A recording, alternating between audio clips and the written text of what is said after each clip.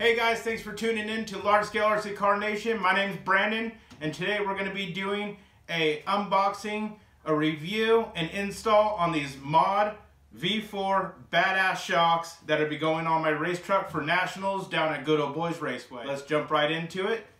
Thanks for watching.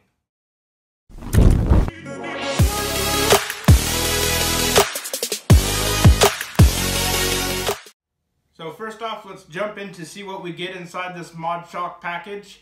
We're going to need a large amount of tools, our factory shock tools, our Allen drivers, a heat gun, some Loctite, some shock oil, our mod pit pal, and a couple beers to get us through this install. Let's jump right into it. Included in the Mod Shock V4 set, you're going to get 7 pairs of springs, rating from 8, 9, and 10 pounds for the front.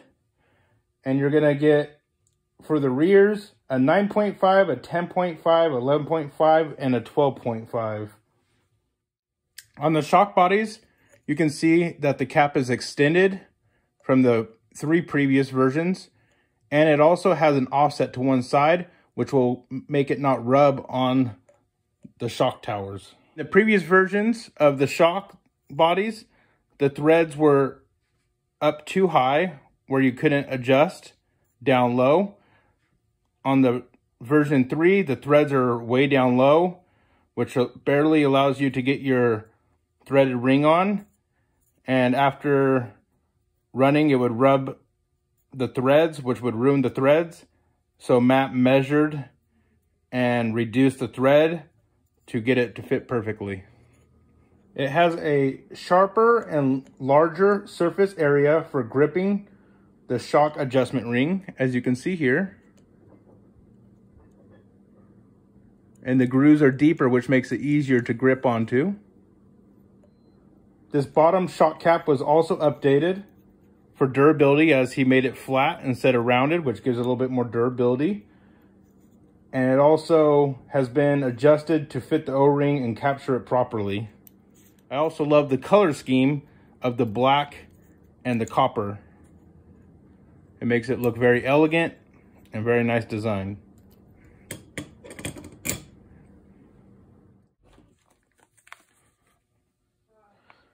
There is all new Bypass 1 design pistons with softener dampening characteristics, drilled holes, and adjustable packs versus rebound with all new valving. There's a 0.003, a 0.005, a 0.007, and a 0.010. You have the option to use your parts off your original shocks, or you can also do the second option of purchasing the following front shock shafts, which you'll see in this picture here. 2 of the shock shafts for the rear, which is in the picture here.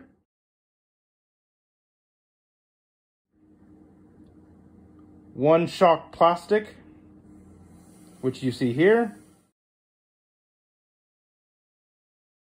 And 1 shock rebuild hardware, which you can see here.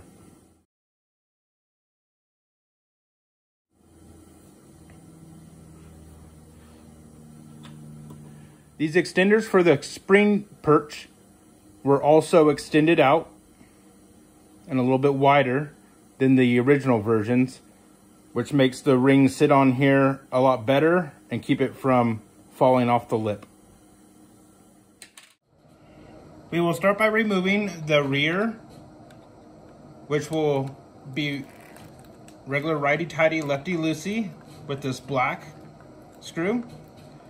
And the silver one is going to be reverse. So righty is going to be loose and left will be tight. And we will leave the screws in the A-arms so that way we don't lose them.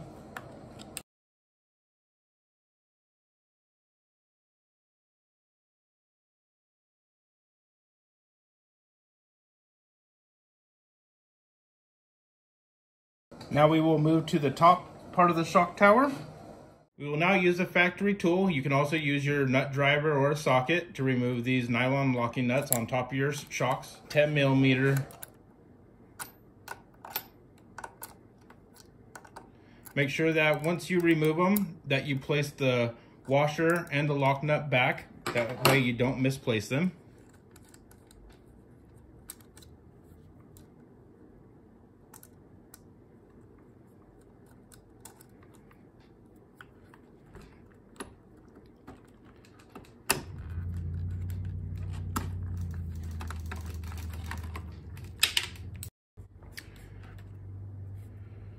I will now replace the plastic insert, the washer, and lock nut. That way we don't lose them.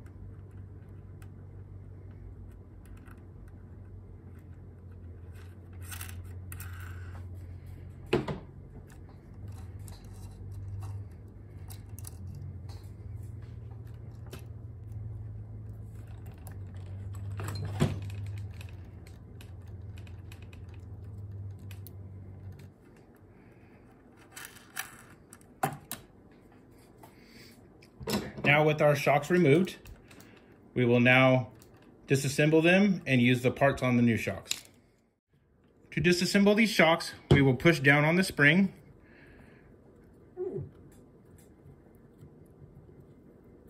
Remove the shock perch.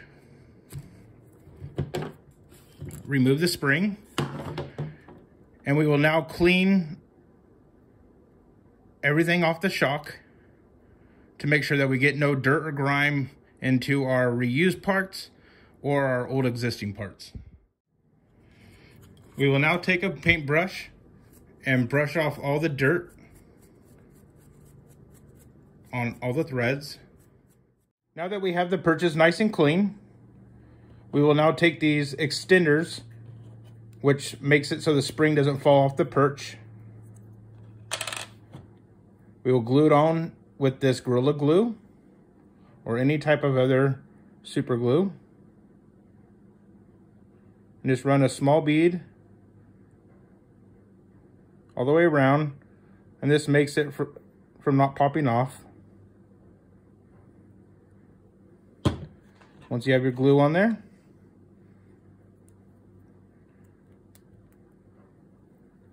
place these extenders on. And we'll let these sit while we disassemble the rest of our shocks.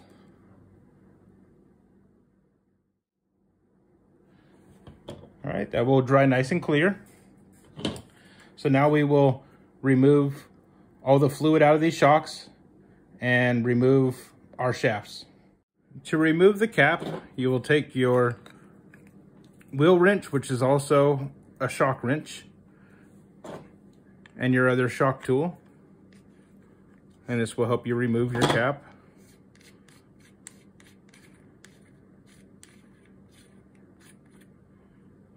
And we'll remove the fluid. Now you can see in the cup, and the reason why I use this cup is to see if there was any sediment or anything, which means that the seals on the bottom of our original shocks are most likely blowing out. So we will get the new seal kit to rebuild these shocks. We are now going to remove the bottom eyelet of the shaft. So you will take your small end of the tool, place that into the notch of the shaft, and take the other plastic tool for the shocks to remove it off.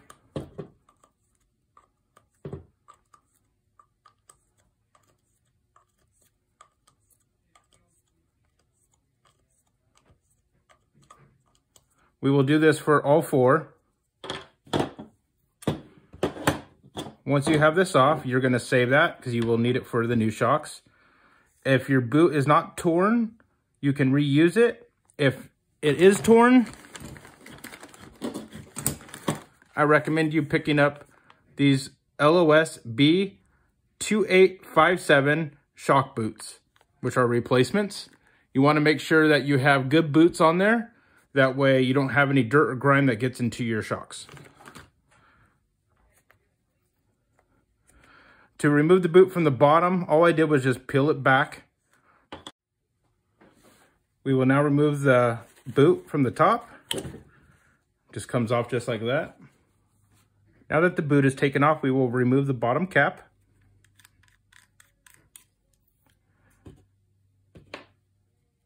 which will expose the O-rings. And you can go ahead and push this in to slide out your shaft and piston. You're going to be reusing this shaft, but not this piston. To get out the O-rings on the bottom of the shock bodies, you can use your shaft to simply pry it up.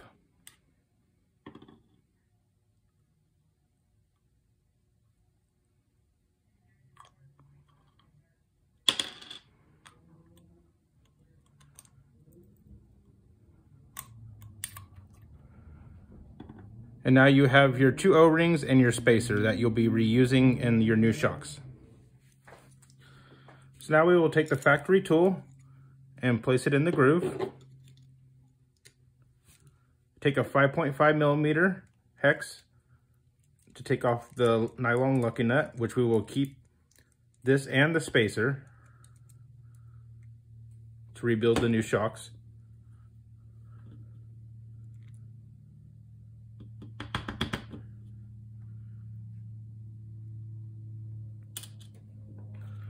You will reuse these washers, and you can place this piston aside.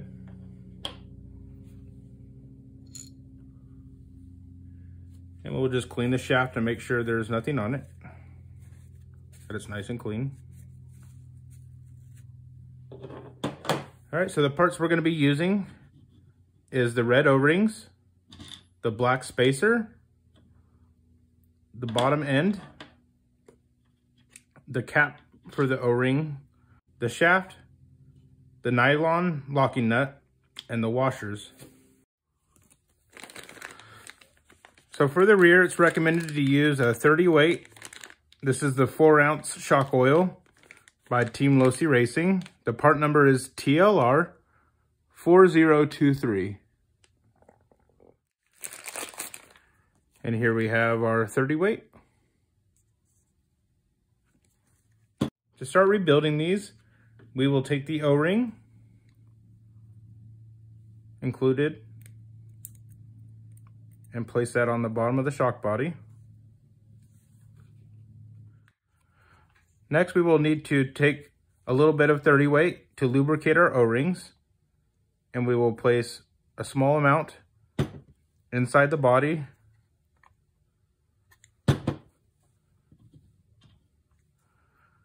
Next, we will place our O-ring.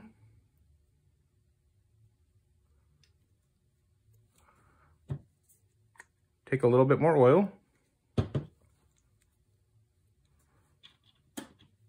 Then our spacer. Push that down in there. A little bit more oil.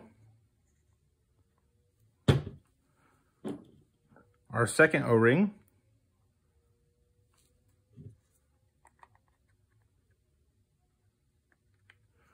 And this will prevent the threads of your shaft from ruining your O-rings.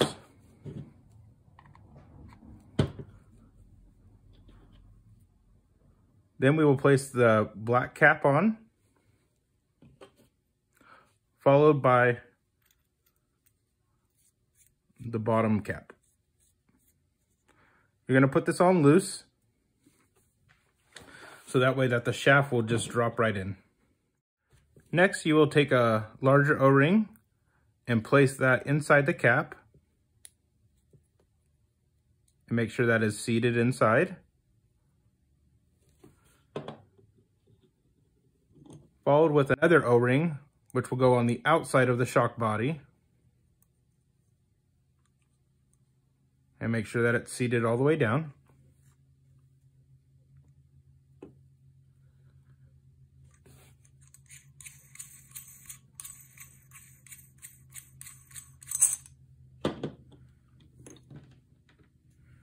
And then you have your large, thick O-ring, which will go inside this ring.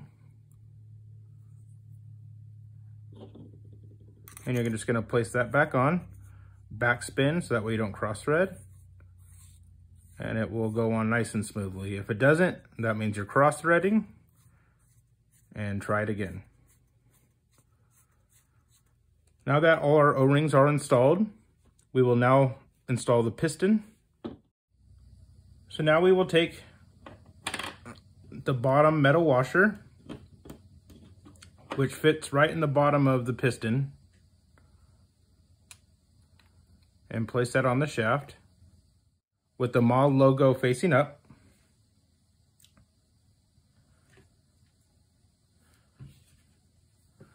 Next, we will use the clear valve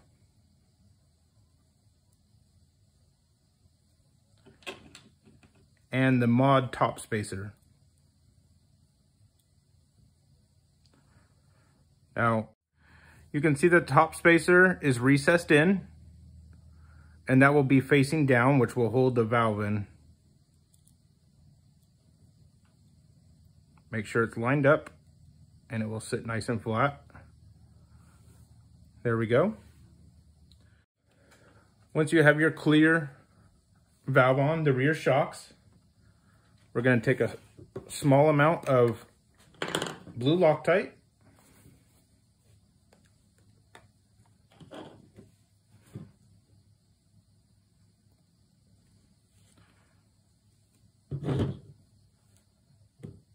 and place that on the threads. That way our locking nut does not back out.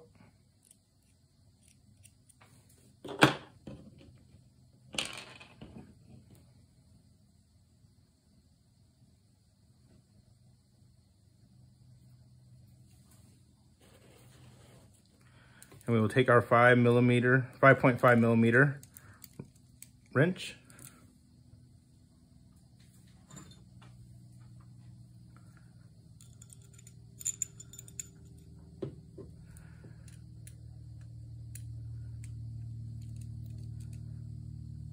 And just snug that up.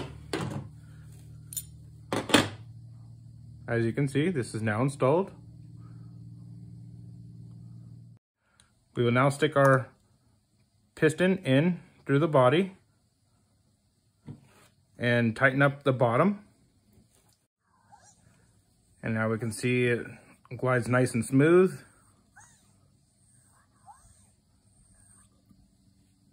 We will now take our boots and place it on.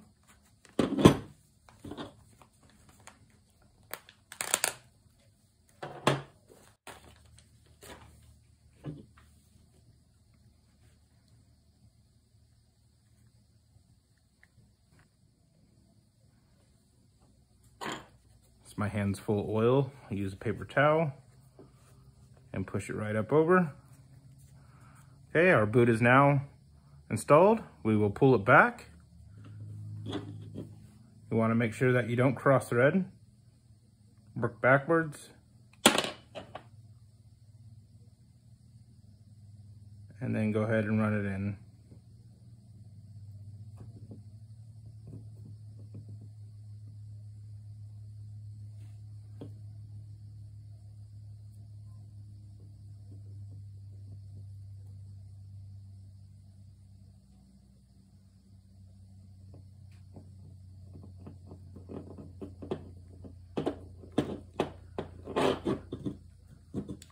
Should go in nice and smooth.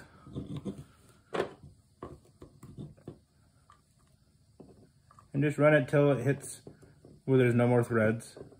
Don't over crank it down.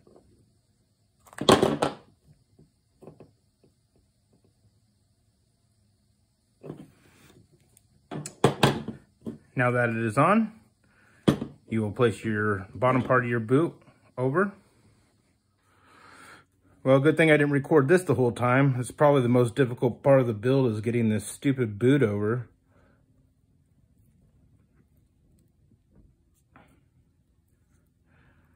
So, you'll get the boot over, as so. And now we will move on to adding oil. So you want to pour in maybe a quarter of the way up while the piston is up. You're going to push up and get all the oil down in the bottom, and you're going to slowly pull down, which will release large air bubbles.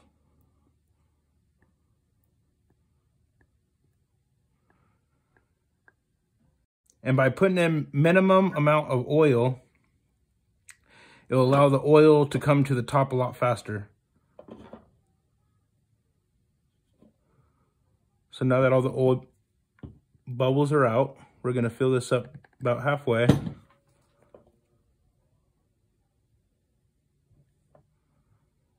And we're going to cycle the piston.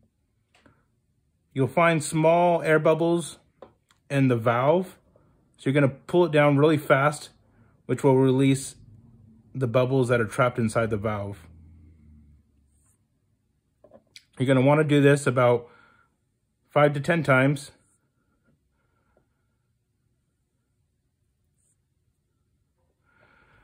And once the oil has moved, once all the air bubbles have moved, you can go ahead and top it off.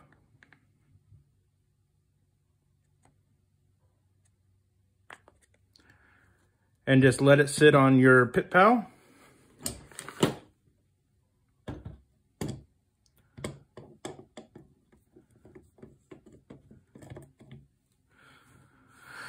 And let it sit there the whole time while you build your next shock.